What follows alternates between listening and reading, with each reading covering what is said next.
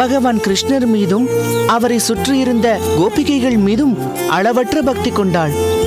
ஆண்டாளின் இந்த முதல் பாசுரத்தில் அவள் தன் சிநேகிதிகளை கோபியராக நினைத்து ஸ்ரீவல்லிபுத்தூரையே ஆயர்பாடியாக பாவித்து, அழகிய அணிகலன்கள் அணிந்த என் அருமை தோழிகளே, நீராட வாருங்கள், அந்த கிருஷ்ணனை நந்தகோபருடைய மாளிகைக்கு சென்று தரிசிப்போம் என்று அழைக்கிறாள். இந்த பக்தி பாவம் கூட மிகவும் சுவாரஸ்யமாக இருக்கிறது. பிறகு நெய்யுண்ணோம் பாலுண்ணோம் என்று நோன்பிருந்து பல இடையூறுகளுக்கு பின் அவளின் முயற்சி திருவினையாகிறது.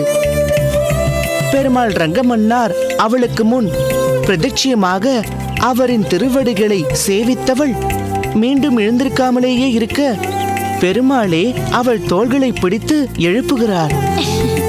கோதையின் கண்களில் கண்ணீர் பிரபாவிக்க, நாம் தான் தரிசனம் கொடுத்து விட்டோமே, இனி எதற்கு கண்ணீர் என்று பெருமாள் வினவுகிறார்.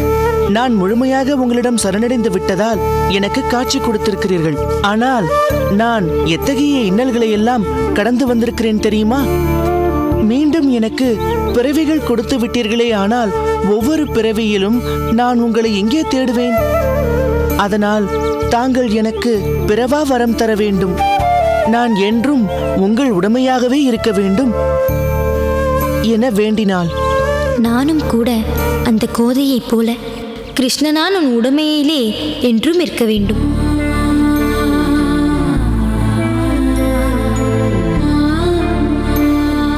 என்ன யோசிக்கிறாய்? ஆஹா, அதெல்லாம் ஒன்றுமில்லையே. நானும் அந்த ஆண்டாளை போல் முழுமையாக பகவானுக்கு என்னை அர்ப்பணித்து விட வேண்டும் என்று நினைத்தேன். இந்த பாசுரம் என் நினைவுக்கு வந்தது. அதனால்தான் இதை நான் பாடினேன். மாட்டிக்கொண்டாயா?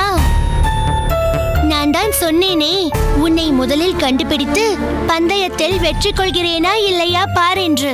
நீ தோற்றுவிட்டாய். இன்று உனக்கு ஊஞ்சல் சவாரி கிடையாது. எனவே எங்கள் நாள் வரையும் நீதான் ஊஞ்சலில் வைத்து ஆட்ட வேண்டும். நீ தோற்றதற்கான தண்டனை இதுதான். சரி, வா போகலாம். ராமானுஜரின் பாட்டையும் அவரின் சொற்சுவை நிறைந்த அந்த விளக்கங்களையும் கேட்க இன்று ஒரு நாள் என்ன, ஆயுள் முழுவதும் கூட நான் ஊஞ்சலில்